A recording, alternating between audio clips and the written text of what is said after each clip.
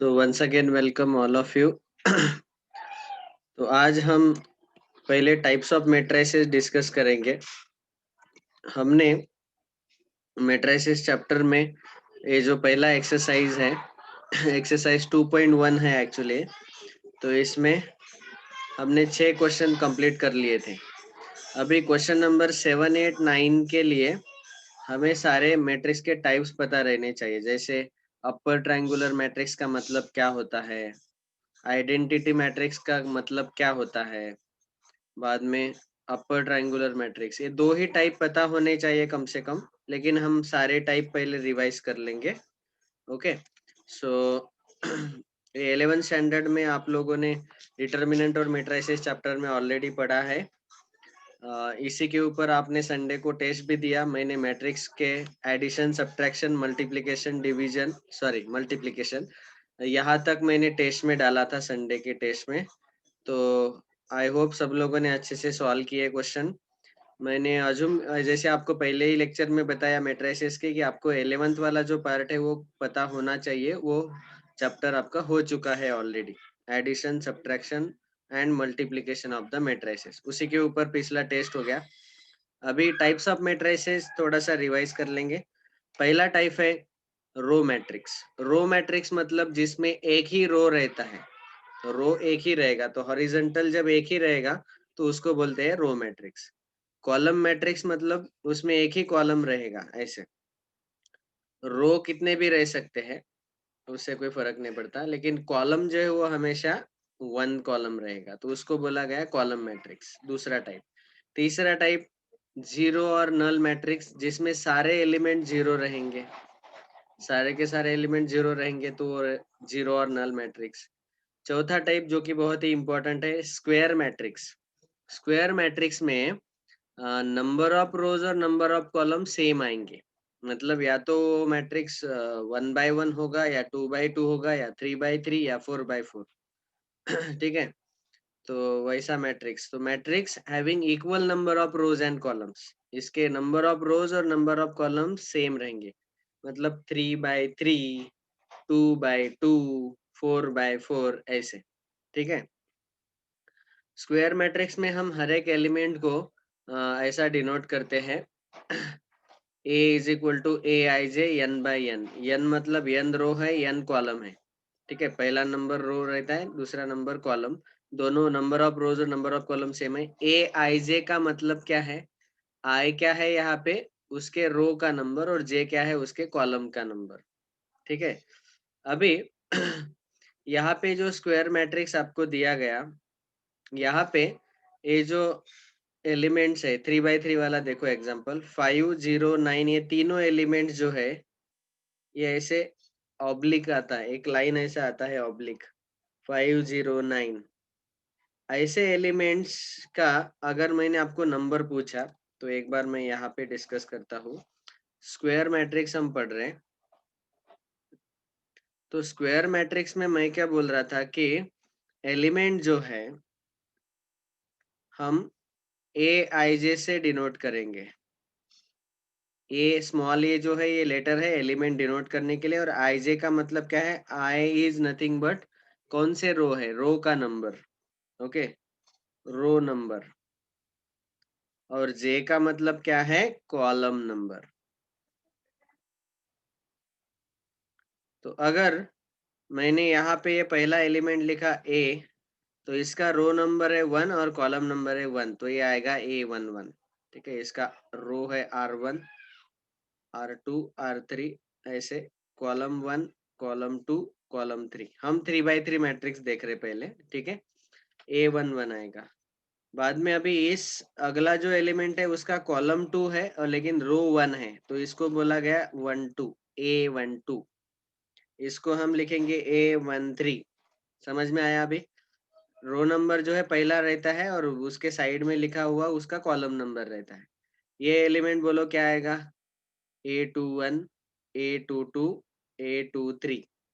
ठीक है, इसका रो नंबर तो 2 ही है, तो सब तरफ यहाँ यहाँ और यहाँ पहला डिजिट 2 आया, और दूसरा डिजिट 1, 2, 3, क्योंकि पहला कॉलम, दूसरा कॉलम, तीसरा कॉलम ऐसे। A21, A22, A23। बाद में यहाँ पे A31, A32, A33, 33 मतलब तीसरा रो और तीसरे कॉलम का एलिमेंट। तो वैसे ए आई जे अगर है तो ये कौन से रो का एलिमेंट रहेगा? आई रो और jth column, ith row and jth column. ऐसे समझ में आया? अभी अभी इसमें जिस पर्टिकुलर एलिमेंट में आई और जे इक्वल रहते हैं, आई मतलब ये पहला डिजिट, यहाँ पे जो सफिक्स है ए का, ये पहला डिजिट, और जे मतलब दूसरा डिजिट, दोनों अगर इक्वल है तो ऐसे कौन कौन से एलिमेंट आएंगे? देखो ऐसे आएगा A11, A12 और A22 और A33, ये तीन एलिमेंट आएंगे। ओके, और इन तीन एलिमेंट्स को हम बोलते हैं if i equal to j, then तो उस एलिमेंट को आप ए आई आई लिखो या ए जे जे लिखो, क्योंकि दोनों तो इक्वल ही है आई और जे। देन these elements ए आई आई ए जे जे, यहाँ पे ब्रैकेट में हम लिखेंगे A11, A22 और A33। these elements these elements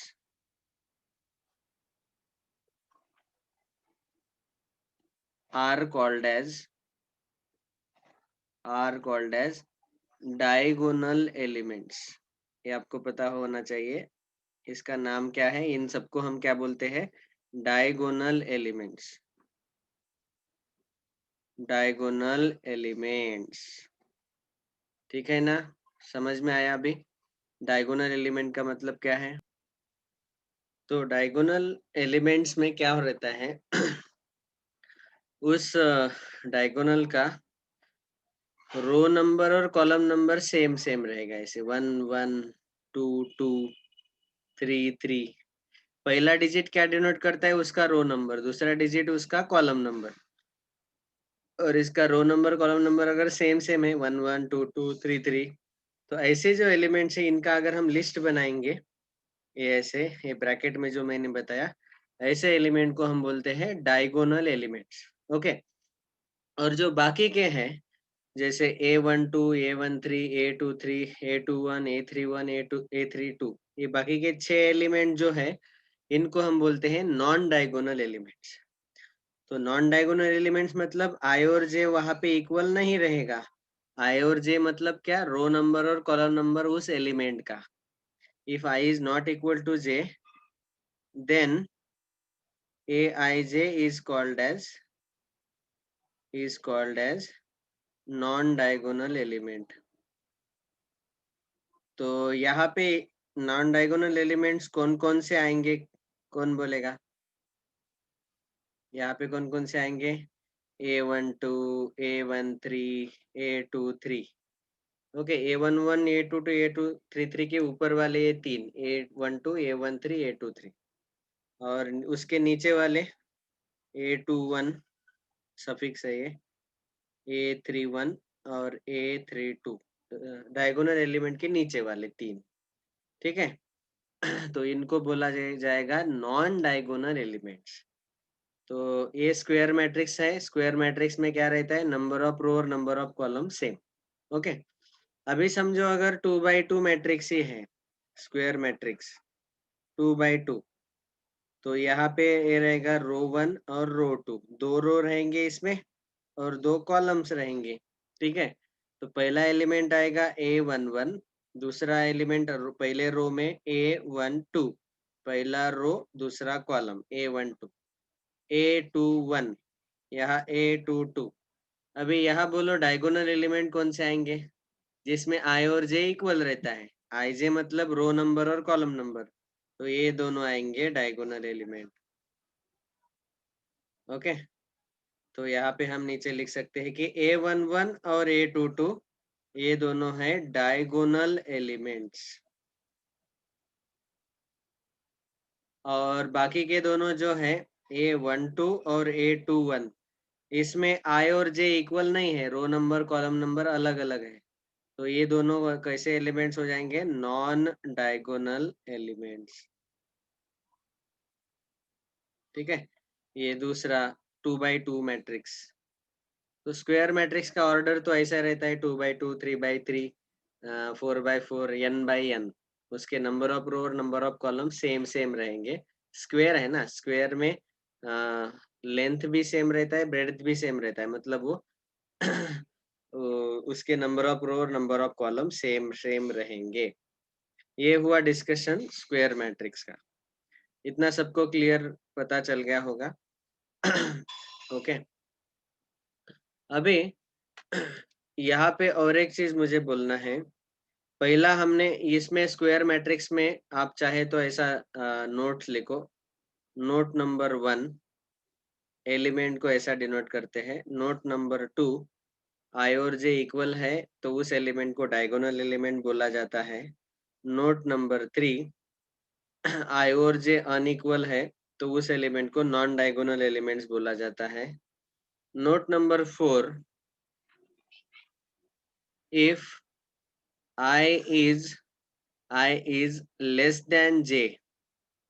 अभी i लेस देन j क्या आएगा? i लेस देन j मतलब रो नंबर जो है वो स्मॉलर है कॉलम नंबर से। तो वो कौन कौन से एलिमेंट आएंगे आप बताओ? हाँ, ए आएगा, A12 आएगा, जिसमें रो नंबर जो है 1 2 से स्मॉलर है, कॉलम नंबर से स्मॉलर है। A12 आएगा, A13 आएगा और A23 आएगा, ये तीनों आएंगे। तो इन तीनों को जब हम एक साथ उठाएंगे, ये तीनों A12 A13 A23, इनको बोला जाता है एलिमेंट्स अबव डायगोनल एलिमेंट्स। ये डायगोनल एलिमेंट के ऊपर वाले हैं, जिसमें क्या रहता है, रो नंबर जो है वो कॉलम नंबर से छोटा रहता है। तो यही बोला हमने कि if i is less than j then those elements.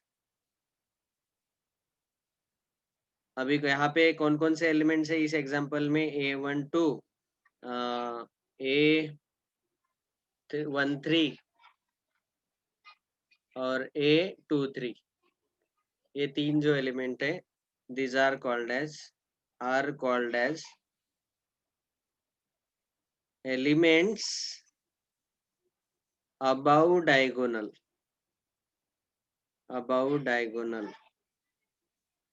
ठीक है, above diagonal elements, diagonal elements के ऊपर वाले। और बाकी के जो तीनों है, ये बचे हुए ये तीनों A21 A32 A31, ये तीनों कौन से एलिमेंट रहेंगे? These elements will be below diagonal elements. Okay, तो वहाँ हम लिख सकते हैं if i is greater than j। क्यों? क्योंकि यहाँ देखो आप, रो नंबर जो है बड़ा है कॉलम नंबर से, 2 1 3 1 3 2। रो नंबर मतलब पहला डिजिट दूसरे डिजिट से बड़ा है, रो नंबर बड़ा है कॉलम नंबर से। तो ऐसे इनको हम बोलते हैं देन दोज एलिमेंट्स। कौन कौन से आएंगे यहाँ पे बोलो? A21 A31 A32, ये तीनों A21 A31 A32, इसमें रो नंबर बड़ा है कॉलम नंबर से। Then those elements are called as elements. कैसे रहेंगे ये? Below diagonal elements, diagonal elements के नीचे वाले। ठीक है ना, समझ में आया? तो ये 5 नोट याद रखो। पहले तो एलिमेंट ए आई जे ऐसे डिनोट करते हैं हम। आई मतलब रो नंबर, जे मतलब कॉलम नंबर। आई और जे इक्वल होंगे तो वो एलिमेंट को हम बोलते हैं डायगोनल एलिमेंट। आई और जे अनइक्वल होंगे तो उन सारे एलिमेंट्स को हम बोलेंगे नॉन डायगोनल एलिमेंट्स। ओके, तो ये 3 by 3 मैट्रिक्स में हमने डिस्कस किया। और आई अगर स्मॉलर देन जे है, लेस देन जे है, तो उस केस में वो डायगोनल के अबव वाले एलिमेंट्स आएंगे। और आई ग्रेटर देन जे है तो वो डायगोनल के बिलो वाले एलिमेंट्स आएंगे। अभी 2 by 2 में अगर मैंने आपको पूछा कि A12 जो है, A12 ये कैसा आएगा? It is element above diagonal. और A21 कैसा आएगा? Element below diagonal. अभी समझ में आया सबको? तो ये बहुत इंपॉर्टेंट है, स्क्वायर मैट्रिक्स में याद रखो। तो यही सारे नोट्स आपके बुक में भी दिए हैं, 11th स्टैंडर्ड के PDF में आप इनको पढ़ सकते हैं। ठीक है, वही मैंने एक्सप्लेन किया है। अभी अगला टाइप है डायगोनल मैट्रिक्स, डायगोनल मैट्रिक्स मतलब इसके जो it is a square matrix. First of all ये स्क्वायर मैट्रिक्स रहना चाहिए और उसके डायगोनल एलिमेंट्स जो है, डायगोनल एलिमेंट जो है वो नॉन जीरो रहने चाहिए, या ऐसा नहीं बोलते हम, इसको बोलते हैं कि नॉन डायगोनल एलिमेंट जीरो रहने चाहिए। डायगोनल एलिमेंट जीरो या जीरो के अलावा कुछ भी रह सकते हैं। जैसे यहाँ पे डायगोनल एलिमेंट्स क्या क्या है, 5 है, 0 है, 9 है। तो ये डायगोनल एलिमेंट्स हो गए तीनों। बाकी के ये तीन एलिमेंट और ये तीन एलिमेंट जीरो है। तो आपको क्या याद रखना है कि नॉन डायगोनल मैट्रिक्स कब बोलेंगे किसी भी मैट्रिक्स को, जब उसके नॉन डायगोनल एलिमेंट जीरो होंगे। नॉन डायगोनल एलिमेंट्स मतलब ए11, ए22, ए33, ये तीन छोड़ के बचे हुए ये जीरो है। वैसे यहाँ पे डायगोनल के दो एलिमेंट्स आएंगे, -1, -5। बाकी के ये दोनों नॉन डायगोनल है, वो जीरो होने चाहिए। इसमें डायगोनल एलिमेंट जो है वो जीरो भी आ सकता है, ठीक है, उससे कोई फर्क नहीं पड़ता। लेकिन कंपलसरी क्या है, नॉन डायगोनल एलिमेंट जीरो रहने चाहिए। यहाँ पे भी देखो डायगोनल एलिमेंट्स -1, -2, -3 है और बाकी के ये नॉन डायगोनल एलिमेंट्स जीरो है। समझ में आया? Next, scalar matrix. Scalar matrix में क्या होता है कि नॉन डायगोनल एलिमेंट्स तो जीरो ही रहेंगे इसमें, मतलब ये डायगोनल मैट्रिक्स जैसा ही है।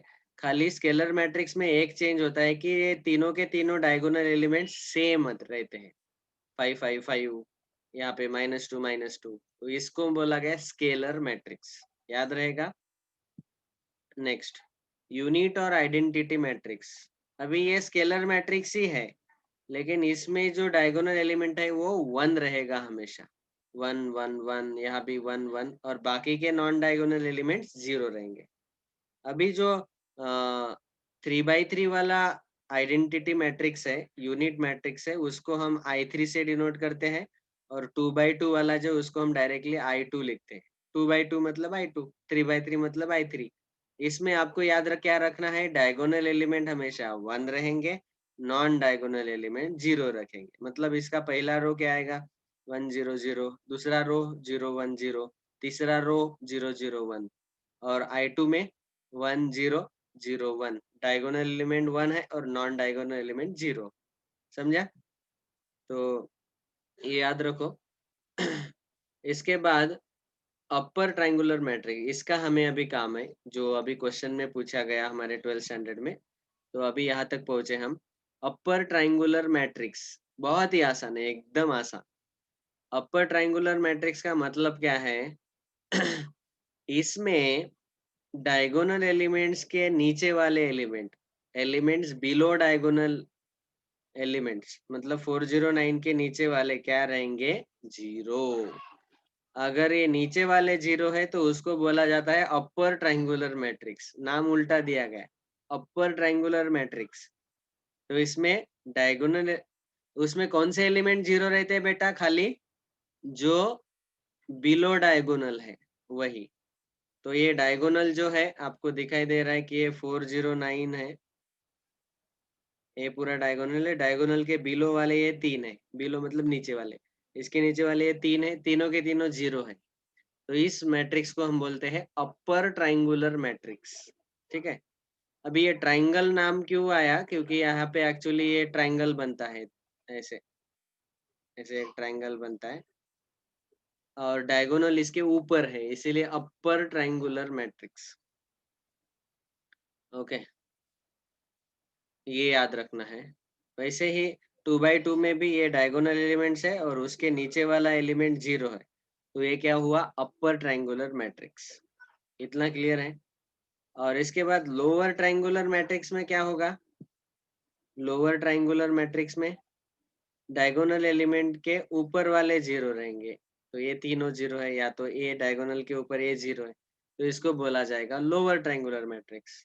समझा सब लोगों को? और दोनों अगर टाइप है, लोअर है या अपर भी है, तो उसको हम बोलते हैं ट्रायंगुलर मैट्रिक्स। स्क्वायर मैट्रिक्स इसको triangular matrix if it is upper triangular और लोअर ट्रायंगुलर। उनको मतलब दोनों को शॉर्ट में हम बोल देंगे ट्रायंगुलर मैट्रिक्स, या तो वो अपर ट्रायंगुलर रहेगा या तो लोअर ट्रायंगुलर रहेगा। Next 11th type symmetric matrix. Symmetric matrix तो बहुत ही आसान है समझने में। इसका डेफिनेशन मैं यहाँ पे बताता हूँ स्लाइड शो में। सिमेट्रिक मैट्रिक्स, अभी सिमेट्रिक मैट्रिक्स जो है इसमें आपको एक चीज ऐसा याद रखना है, समझो ये वाला मैंने 3/3 लिया और ये 2/2 लिया, ठीक है। तो आपको पता है हम एलिमेंट ऐसे डिनोट करते हैं A11 A12 A13, A21 A22 A23, A31 A32 A33, और यहाँ पे 2/2 में A11 A12 A21 A22, ठीक है। अभी सिमेट्रिक मैट्रिक्स में हमें एक चीज याद रखना है कि Aij ये वाला एलिमेंट और Aj ये वाले दोनों एलिमेंट हमेशा इक्वल रहते हैं। मतलब ये जो रो नंबर कॉलम नंबर को आप उल्टा कर दो, अगर ये 1 2 है तो ये 2 1 आएगा। तो यहाँ पे कौन कौन से एलिमेंट इक्वल आएंगे 3/3 में? 3/3 में तो सिमेट्रिक मैट्रिक्स का यही प्रॉपर्टी है, Aij इक्वल टू Aj। तो यहाँ A12 will be equal to A21, मतलब ए एलिमेंट A12 और A21 ये दोनों इक्वल रहेंगे, उनको मैंने सर्कल किया। बाद में A13 is equal to A31, कौन कौन से दोनों एलिमेंट? A13 मतलब ए वाला, इसको मैंने स्क्वायर कर लिया, और A31 ये दोनों एलिमेंट इक्वल रहेंगे, इनको स्क्वायर कर लिया। बाद में A32 और A23, ओके। तो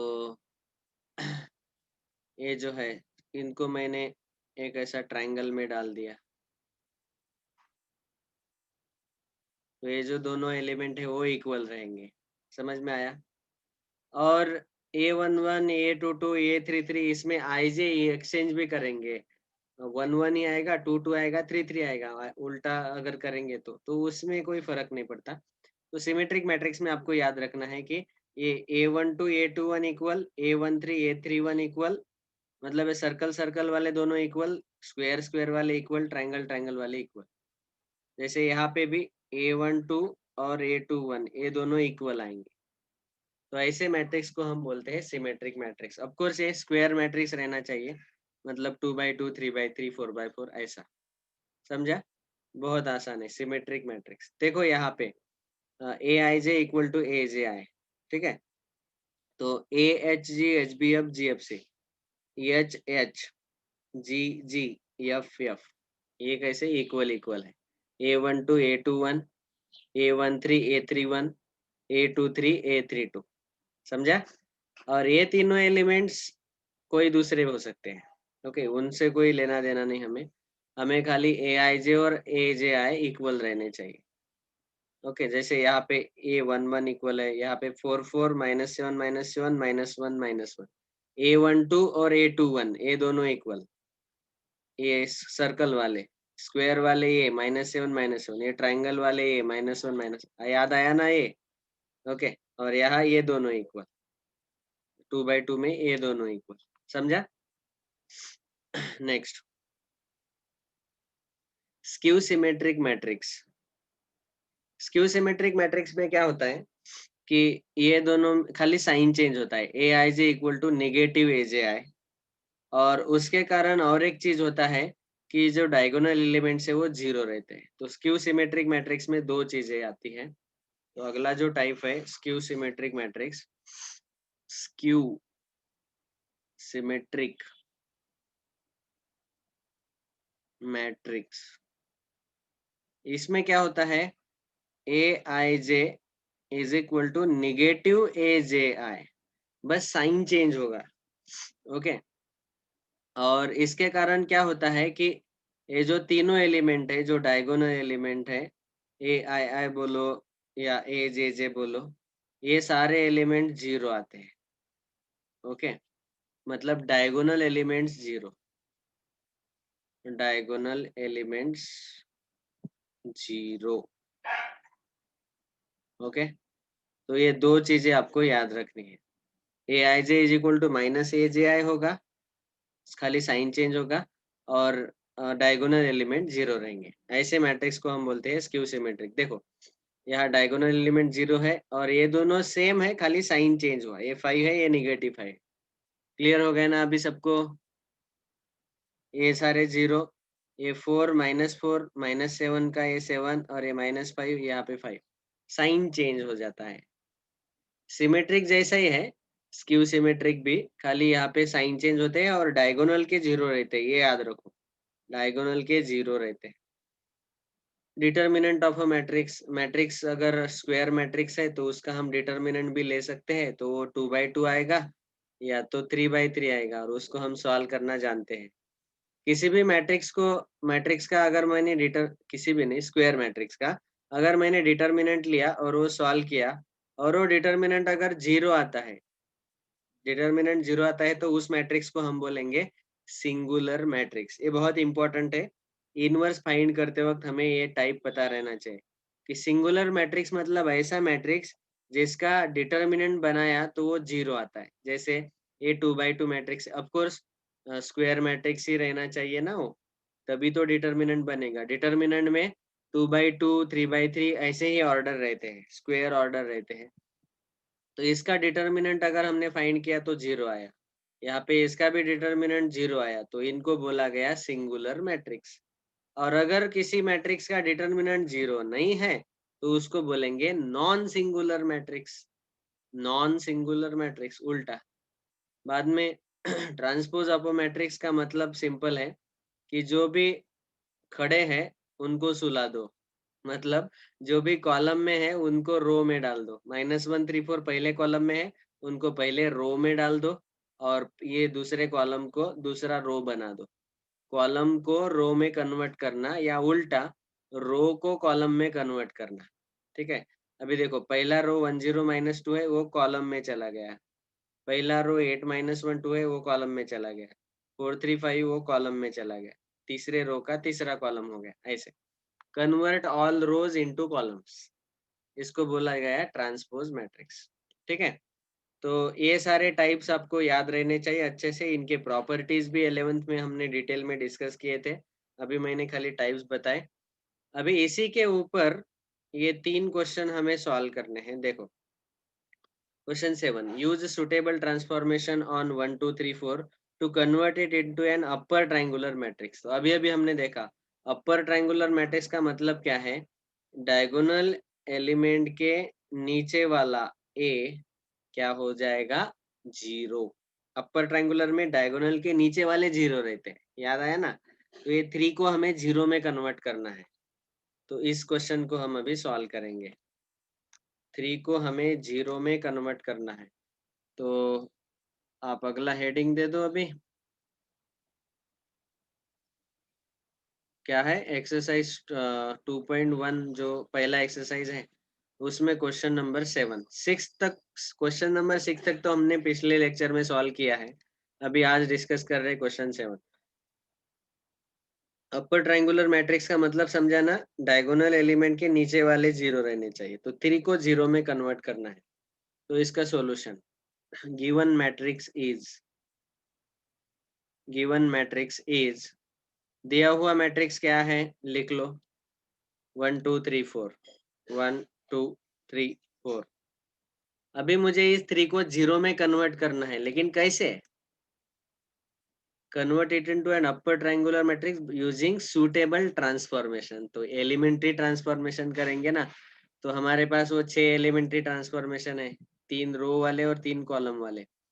अभी इस 3 को मुझे 0 में कन्वर्ट करना है, तो इसके ऊपर वाला रो देखो, यहाँ पे 1 है, इस 1 का हम यूज कर सकते हैं।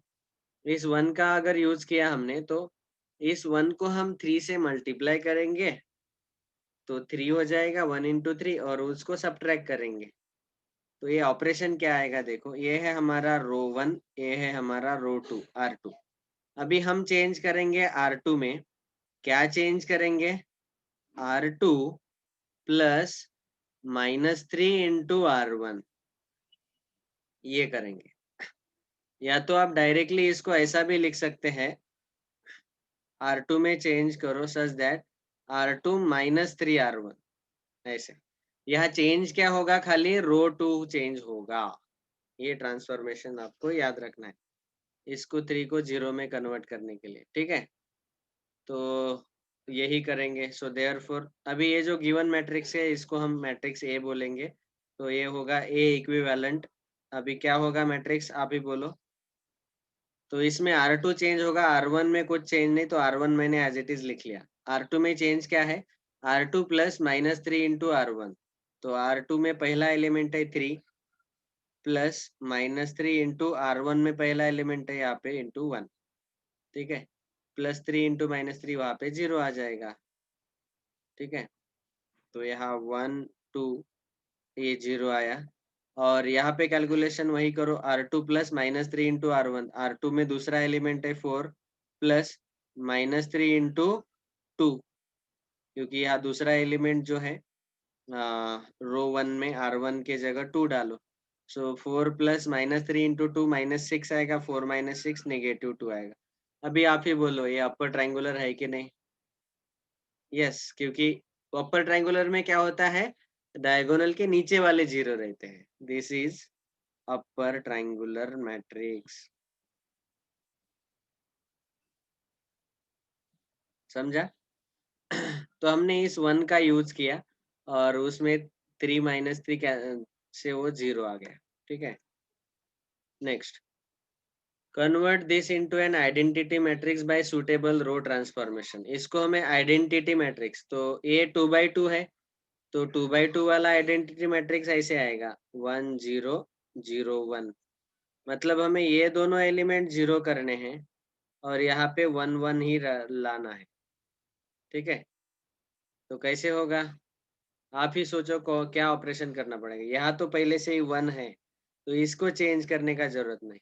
अभी इसका यूज करके हम इस 1 का यूज करके इस -1 को 0 बना सकते हैं, अगर मैंने इन दोनों कॉलम को ऐड किया तो, ओके। और ये किया तो यहाँ ये 0 हो जाएगा, -1 + 1 0 हो जाएगा, समझा। और इस एलिमेंट को हमें 0 बनाना है और इस एलिमेंट को 1 बनाना है। तो हम स्टेप बाय स्टेप जाएंगे। Let us solve the question number 8।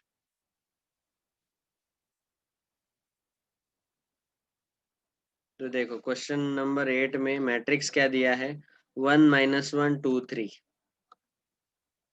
Solution, given matrix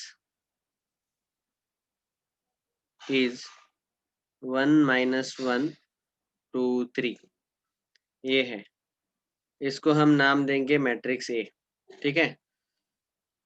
अभी इसको हमें आइडेंटिटी मैट्रिक्स में कन्वर्ट करना है। तो पहला स्टेप क्या करेंगे, ये 1 को एज इट इज रखो क्योंकि वो 1 चाहिए। इस यहाँ पे 0 लाना है, तो वहाँ पे 0 लाने के लिए हमें C2 में C1 ऐड करना पड़ेगा। तो change C2 such that C2 plus C1, ये पहला ऑपरेशन करेंगे। तो ए इक्विवेलेंट क्या मिलेगा, C1 पहला कॉलम एज इट इज रहेगा और दूसरा कॉलम में क्या चेंज है, C2 प्लस C1, -1 + 1 वो 0 हो गया। और यहाँ आएगा 3 + 2, C2 प्लस C1 कर रहे हैं ना। तो यहाँ ए इक्विवेलेंट आ जाएगा 1 0 2 5, इतना समझा। अभी इसके बाद इस 2 को हमें 0 करना है। इस 2 को अगर हम मुझे 0 करना है तो हम क्या करेंगे, ये 2 को 0 करने के लिए क्या करना पड़ेगा, आप ही बोलो। इसी 1 का यूज करेंगे, तो R1 में R2 में चेंज करेंगे, यहाँ रो ऑपरेशन करेंगे। R2 में ऐसा चेंज करना है ताकि यहाँ 2 - 2 0 आ जाए। तो R2 प्लस -2 इंटू R1, ये ऑपरेशन करना पड़ेगा। तो ए इक्विवेलेंट क्या आएगा, R1 यहाँ चेंज नहीं होगा कुछ भी, ये 1 0 एज इट इज रहेगा। R2 में चेंज होगा खाली, और क्या चेंज है, R2 प्लस -2 इंटू R1। सो 2 प्लस -2 इंटू R1 का करस्पॉन्डिंग एलिमेंट है इसका 1, -2 इंटू 1, और दूसरा एलिमेंट आएगा R2 5 प्लस -2 इंटू R1 का एलिमेंट है 0, तो वो 5 ही रहेगा। तो A इक्विवेलेंट क्या बनेगा अभी? 1 0, 2 -2 0, और यहाँ 5 प्लस 0 5। और अभी सीधा सीधा आप क्या करो, रो 2 जो है उसमें चेंज करना है, उसको 5 से डिवाइड कर दो। मतलब आप ऐसा भी बोल सकते हैं, इसको 1/5 से मल्टीप्लाई करो, 1/5 इंटू R2। तो R2 को 5 से डिवाइड करो ना, मतलब 1/5 से मल्टीप्लाई करना। तो A इक्विवेलेंट क्या आ जाएगा? 1 0, 0 अपॉन 5 0, और 5 अपॉन 5 1। ओके, R2 के हर एक एलिमेंट को 5 से डिवाइड करना है, 0 अपॉन 5 0, 5 अपॉन 5 1। तो ये हुआ कन्वर्जन, यही है आइडेंटिटी मैट्रिक्स। हमें यही चाहिए था, समझ में आया? अभी यहाँ पे इन्होंने क्वेश्चन में हमें ऐसा कुछ बोला नहीं, लेकिन एक बहुत इंपॉर्टेंट चीज यहाँ हमने मिस कर दिया, वो कि हमें यूज करना है सुटेबल रो ट्रांसफॉर्मेशन ओनली। हमें खाली रो ट्रांसफॉर्मेशन ही यूज करने थे, लेकिन हमारा एक गलती यहाँ पे हुआ कि हमने ये कॉलम ट्रांसफॉर्मेशन यूज किया। मैंने ये गलती पर्पसफुली इसीलिए किया कि ताकि आपको समझ में आए कि हमने जो सॉल्व किया वो गलत है। हमें क्वेश्चन में पूछा गया खाली रो ट्रांसफॉर्मेशन करके ही सॉल्व करो, कॉलम से नहीं। तो यहाँ मैंने ये कॉलम वाला जो स्टेप किया ये गलत हो गया। तो फिर रो ट्रांसफॉर्मेशन का यूज करके ही हमें यहाँ पे आइडेंटिटी मैट्रिक्स में कन्वर्ट करना है, इसीलिए पूरा रॉन्ग हो गया। ओके, तो इसको सॉल्व करने के लिए इसीलिए क्वेश्चन ठीक से पढ़ना है पहले। रो ट्रांसफॉर्मेशन पूछा कि कॉलम पूछा? अभी देखो फिर से, गिवन मैट्रिक्स, गिवन मैट्रिक्स को हम ए बोलेंगे। Capital A is equal to 1 -1 2 3, 1 -1 2 3। अभी यहाँ पे एक सीक्वेंस है, उस सीक्वेंस में जाना है। पहले इस 1 का यूज करके इस 2 को 0 बनाओ। ओके, बाद में यहाँ 1 लाओ और इस 1 का यूज करके यहाँ 0 बनाओ। तो खाली रो ऑपरेशन करने हैं। तो पहले ये वाला ऑपरेशन हम करेंगे, R2 changes such that R2 plus -2 into R1, मतलब ये 0 हो जाएगा, 2 की जगह 0 आएगा।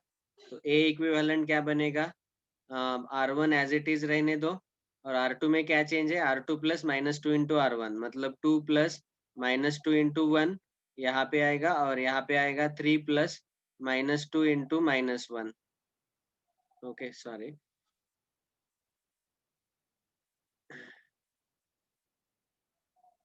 ये ऐसे।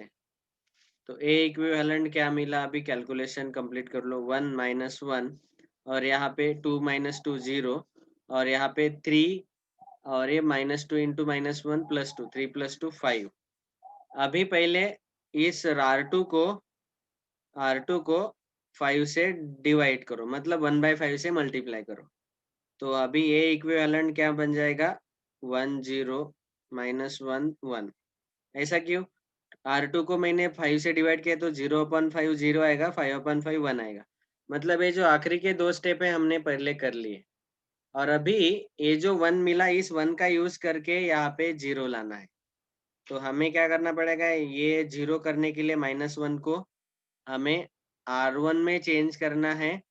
क्या चेंज करेंगे? R1 प्लस R2, -1 + 1 0 आ जाएगा।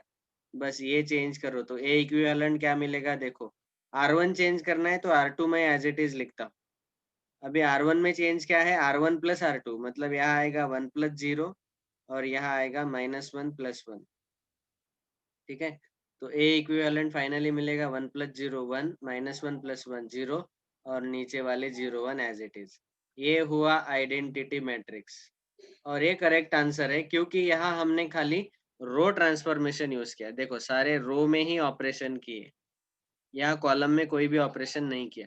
तो इसीलिए जब रो ट्रांसफॉर्मेशन पूछा तो रो ट्रांसफॉर्मेशन यूज करने का, और कॉलम ट्रांसफॉर्मेशन पूछा तो कॉलम ट्रांसफॉर्मेशन ही यूज करने का। समझा सब लोगों को? Next question number 9। We have to transform this into an upper triangular matrix by suitable column transformation. तो यहाँ पे कौन से ट्रांसफॉर्मेशन यूज करेंगे? Column transformation. ओके, तो क्वेश्चन नंबर 9 को सॉल्व करेंगे अभी।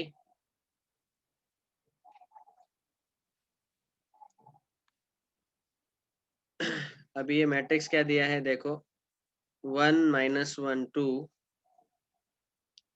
2 1 3, 3 2 4। ठीक है, इसको हमें क्या किस में कन्वर्ट करना है, अपर ट्रायंगुलर मैट्रिक्स। मतलब यहाँ पे ये डायगोनल एलिमेंट के नीचे वाले ये तीन हमें जीरो बनाने हैं। ठीक है, इन तीनों को जीरो बनाना है और कॉलम ट्रांसफॉर्मेशन ही यूज करना है, यहाँ पे रो ट्रांसफॉर्मेशन नहीं यूज करना। समझ में आया? तो कॉलम में ही ऑपरेशन करेंगे। तो यहाँ पे ऑलरेडी 1 है, इस 1 का यूज करके हम इन दोनों को जीरो बनाएंगे, 2 और 3 को। और बाद में यहाँ पे मिडल में 1 है, तो इस 1 का यूज करके हम इस 2 को जीरो बनाएंगे। बस ये कॉलम ट्रांसफॉर्मेशन करने हैं। ऑफ कोर्स यहाँ पे कॉलम ट्रांसफॉर्मेशन ही यूज करना है, इसलिए रो में कुछ चेंज नहीं है, रो जैसा ही कैलकुलेशन करना है। ओके, सो सबसे पहले तो हम क्या करेंगे, कॉलम में कन्वर्जन करना है इसीलिए, और अपर ट्रायंगुलर मतलब ये नीचे वाले जीरो करने हैं। तो इसके लिए हमें कॉलम ट्रांसफॉर्मेशन यूज करने के लिए कॉलम कॉलम में चेक करना पड़ता है। तो कॉलम कॉलम का यूज करके सॉल्व करना है, इसीलिए हमें पहले क्या करना पड़ेगा, यहाँ पे 1 है ऑलरेडी, इस 1 का यूज करके हम यहाँ जीरो ला सकते हैं, और यहाँ भी जीरो ला सकते हैं हम। वो कैसे है, कैसे लाना है, आपको बताता हूँ स्टेप बाय स्टेप। तो ये जो ट्रांसफॉर्मेशन है वो हम अगले पार्ट में डिस्कस करेंगे। Thank you.